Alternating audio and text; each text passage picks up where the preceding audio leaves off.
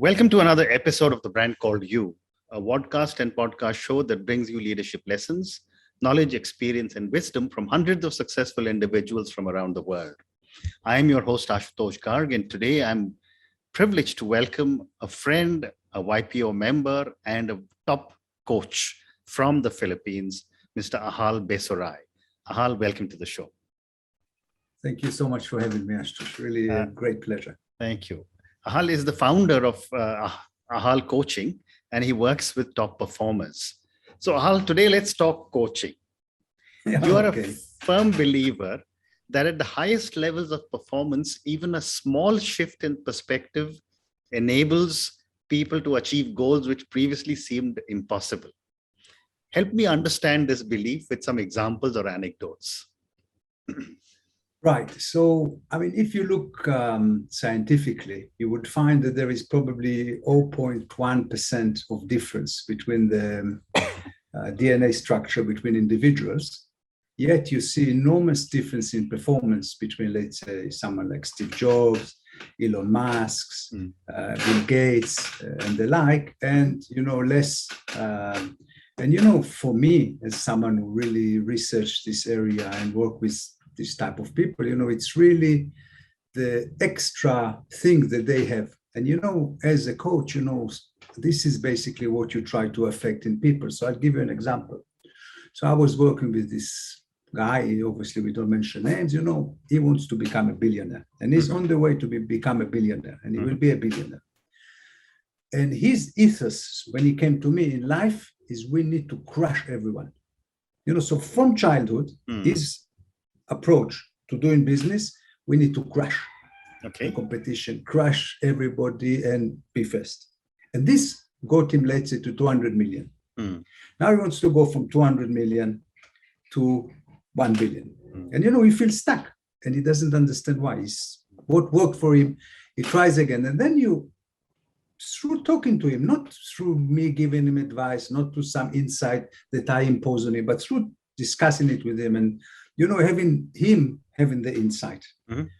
He suddenly realized that maybe there needs to be a shift from crushing to cooperation. And, then once this happens, and it happens to him through himself, suddenly it opens a whole range of possibilities that I believe, and I think he believes, and he can now shows, that will take him to the next stage, from the 200 million to the... So, this is one episode. Another thing, which is maybe a bit different, so there is this person that I'm working with, very high achiever, but everything that he does out of what he calls obligation.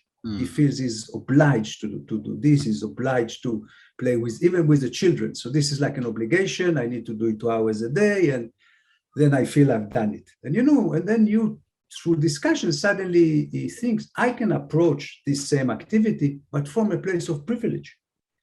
So I play with my kids, not because I'm obliged, because I'm the father and I need to allocate 2 hours to play with them, but it's a privilege for me. And then, everything shifts in the way he interacts with his kids, in his enjoyment from his children, etc. So it's these small shifts that sometimes people have, through working with me or with other coaches, that enable them suddenly to have a new insight.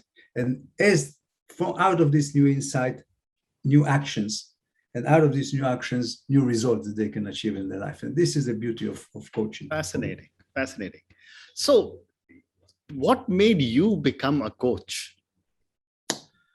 Right. So this is a very good question, Ashutosh. So, I'm in this stage in my life that I feel I need to give back, and giving back can have many forms. I can give money, which I do. I can do this. And I felt that giving of myself, my time,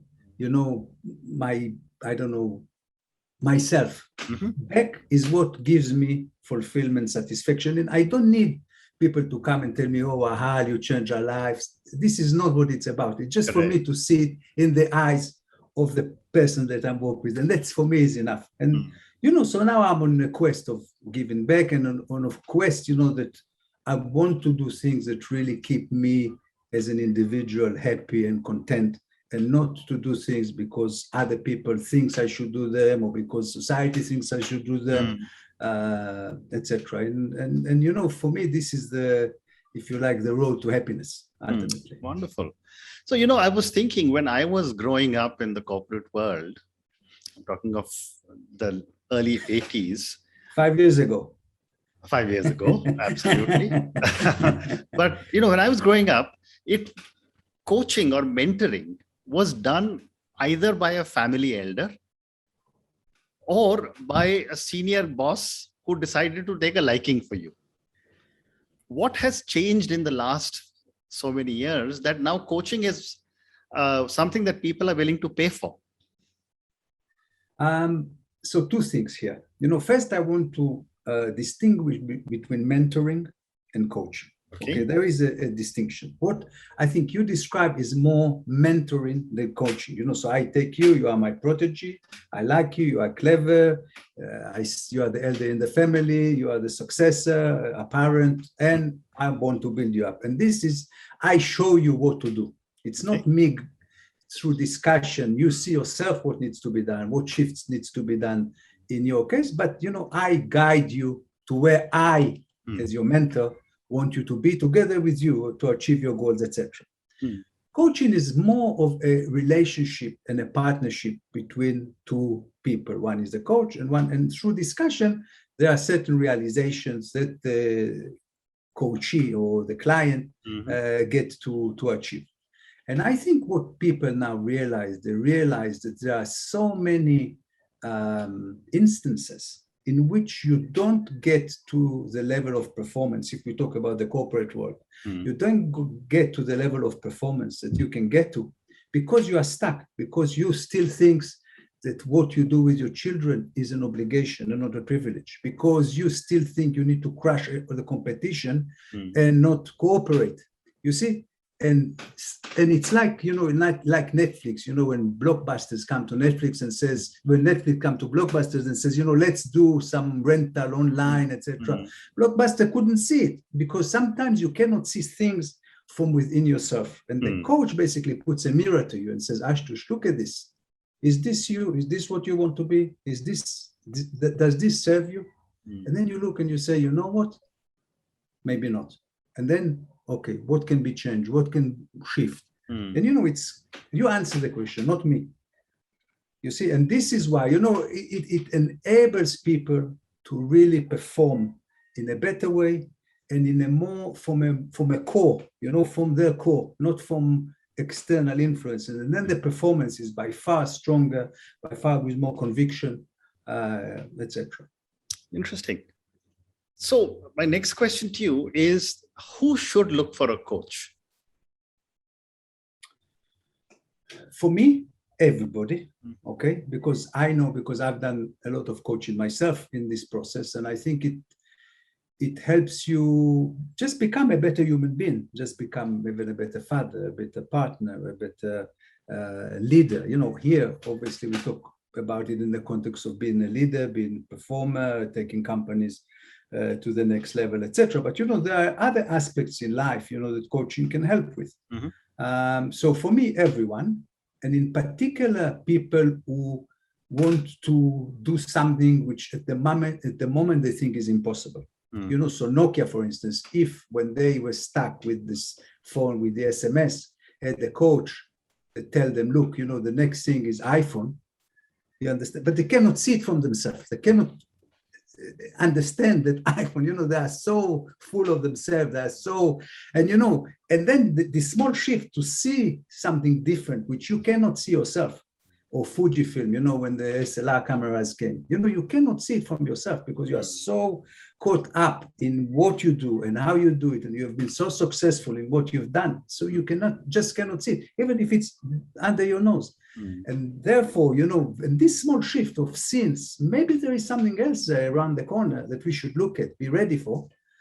And then from this, all the actions that come, maybe Nokia would today still be the number one mobile phone, maybe Blockbuster will be number one, you know, video or cinema company, etc. But they are not. Very interesting. And when you get into a coachee-coach relationship, how long is this relationship for? So it depends, so I have people that I work with on a weekly basis for years. I have people that I work with on a 2-weekly basis.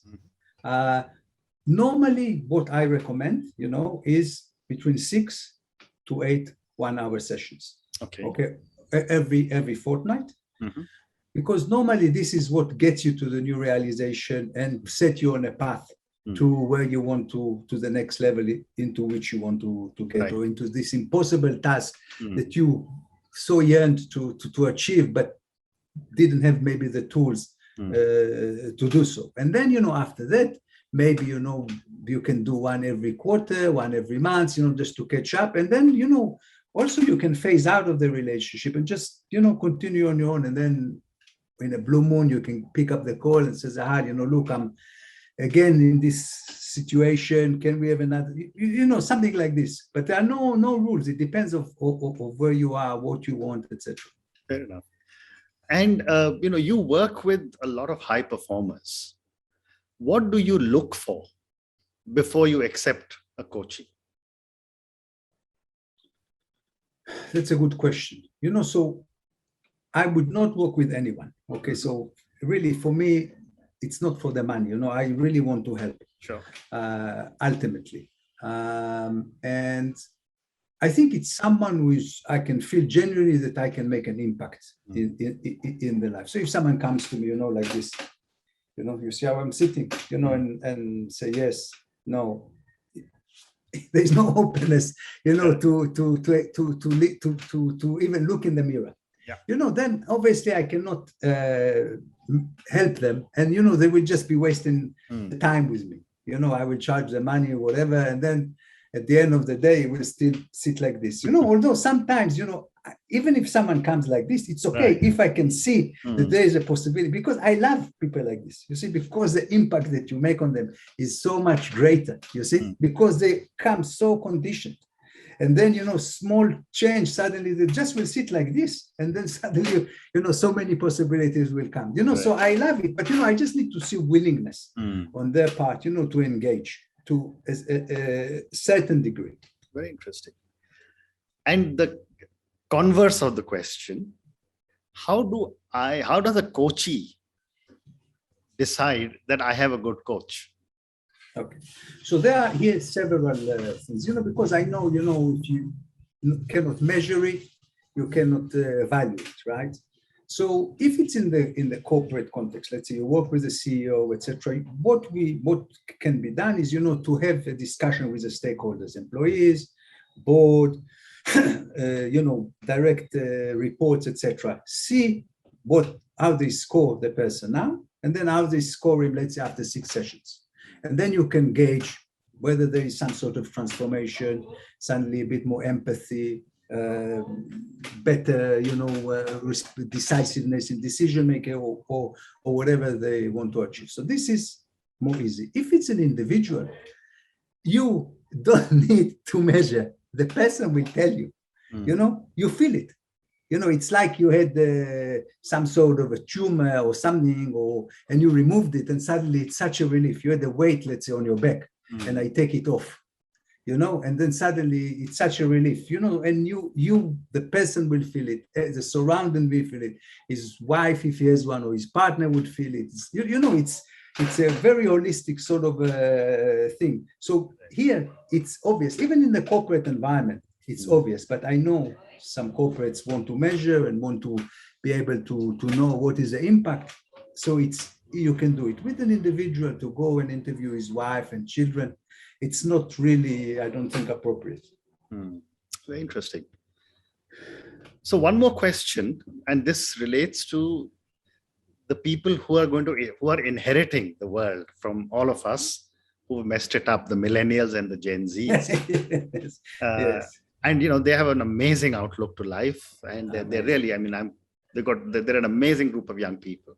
Amazing. My question to you, I have 2 boys who are millennials, so I know. Okay, so do I. But Yes. And I know how clear they are, and how sometimes they've got very diverse views from mine. But my question to you is that how are organizations preparing to manage young people who have very different aspirations from people like me, and who are also much more direct in their communication? Yeah. So I think it's an excellent question. And I think organizations do need to cater for this, because they are the new generation of workforce, that you will need to engage some way or another. Correct. So for me, it's really to just be open to the possibility, first and foremost, that there is something else there, okay? That there are other things maybe than profits that are important, like impact, like the environment, like what we eat, how we behave, standards of standards of behavior, standard of existence. And, this sometimes requires shift in the organizational thinking. Like a person needs a shift, the organization needs a shift. Usually it starts from the CEO, from the board, and then it filters down. But organization need to have these internal discussions. Maybe they take a coach to help them with this discussion, but they need to realize that there is here some different phenomenon. Don't fight with it. Don't try to make them into what they are not and convert them into this machine, money-making machines. It's all about quarterly performance, etc. Because they come with a much, much richer baggage, that looks at things in a more holistic sort of way. Not like this, but like this, Yes, I want to be vegan. Yeah, why do we are cruel to animals? Why do things that when I was 20, it never crossed my mind. Because I was so busy, making it, and you just have to be open-minded to this new phenomenon, and be able to accept it and carve a certain place in your organization to accommodate. And for me, it also, if you do that, also it will benefit you, because now, for instance, impact is a very, very big thing, not just for you as a company, not just for us as people who live on this earth, but also for investors. Investors now look at what is the impact that you are making as a criteria to whether to invest or not. And if you bring these kids and they then shift you into this direction, you become more investable as a company. So it's a win-win situation. You just have to accept it and not resist. Wonderful. So Ahal, I'm going to now move to the next segment. A lot of our viewers and listeners like to get to know my guest a little more. Absolutely. So my first question to you is that, in a long career, successful career where now you're giving back, what would you say are 3 key milestones or pivot points? That's a very big one. I think first my bringing up, so I was brought up on a kibbutz in Israel. It's very, very, very different to anything that anybody else. So this, I think, molded me in some sort of way, because I was put in a children's house for 3 months. So you're very independent, you don't bond with your mom, which has then other issues. So I think this is the first one big thing, that actually molded me, because, most of the molding as an individual happened between 0 to 6. And after this, it's small shifts, that has big impacts, but they're small. Then I would say getting into Cambridge University with, my very humble background. I don't have A-levels or matriculation or anything. And, I accepted to read law. I even got the scholarship. So, for me, this was a very big achievement, from the kibbutz to this. I couldn't speak English. I had to record all the lecture. It was more than just getting in, it's then also surviving it, because I really couldn't understand anything at the beginning. I had to record the lecture, listen to them 5 times, so this, I think, is the second one. And then I think the third one, which is maybe a negative one, it's my divorce. In 2005, I divorced, although it was not too much of a fight, it was maybe mutually agreed, but still it had an enormous impact on myself. And, in a way, introspective impact on myself, when I was starting to look about who I am, what actually makes me happy, and, this journey to giving back started there. So I think this, there are many more, but I think these are the 3, if you talk about me personally. Hmm. Thank you. I mean, thank you for sharing these. So moving on, what are some of the core values you believe in? I think first and foremost is to be reliable. Mm. So when you say something, you deliver it. So I think this is for me key. And this comes from another thing in my background, which is a Navy SEAL. I was combat fighter and an officer, and there it's all about trustworthiness and deliverables. So there is no failure. It's either success or stories. And here we only care about success. So I think this is, for me, it's the first one, to be trustworthy and reliable. And then through the years, and it took time, it's not something that I was born with, is to develop empathy. Okay. And to care about why are you like this and why you do this.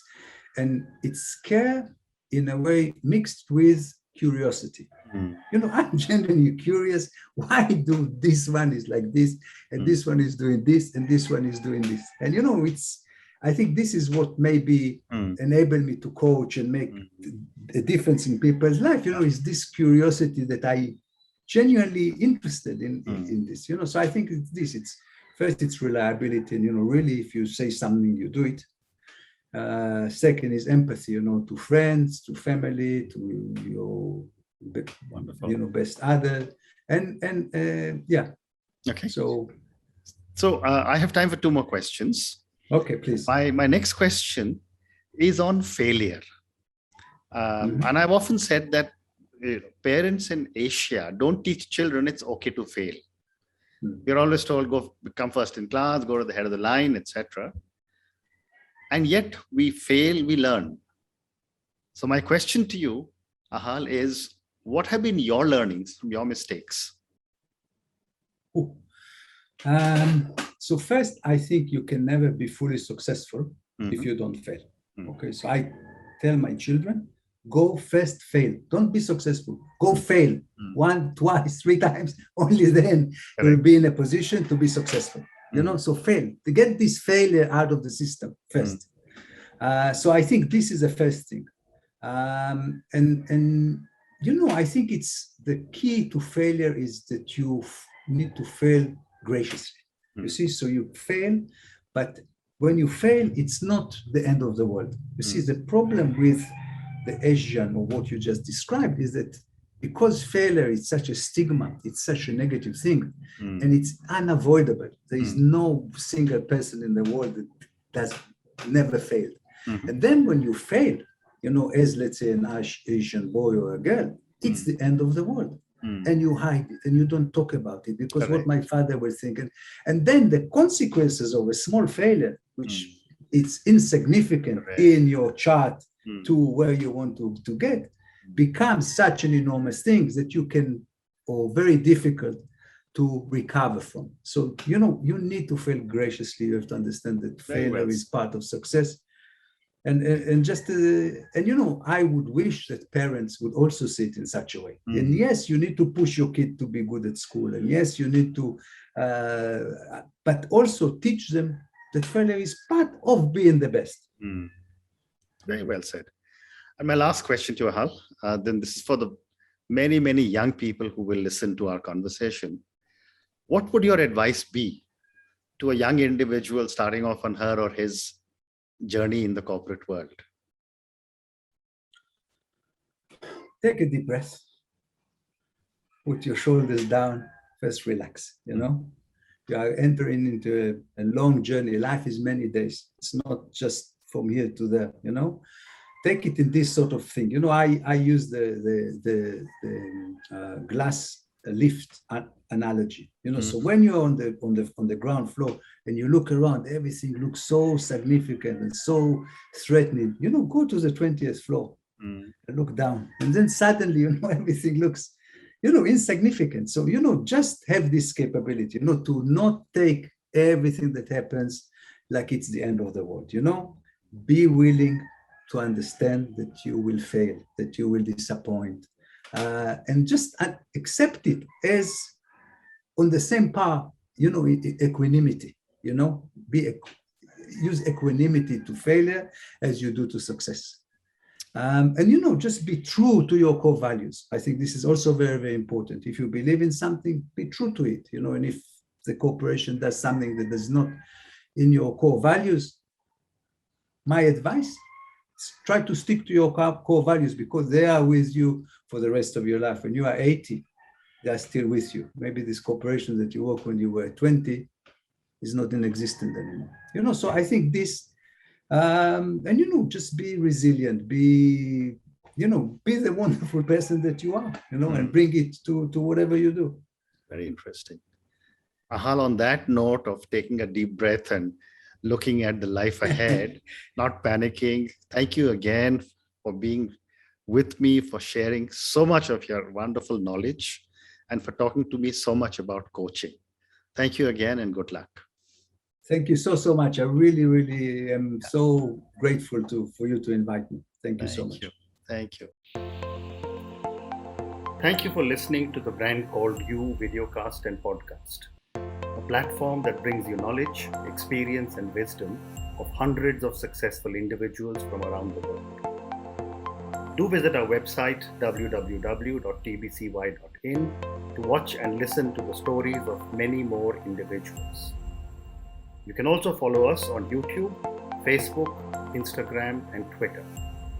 Just search for the Brand Called You.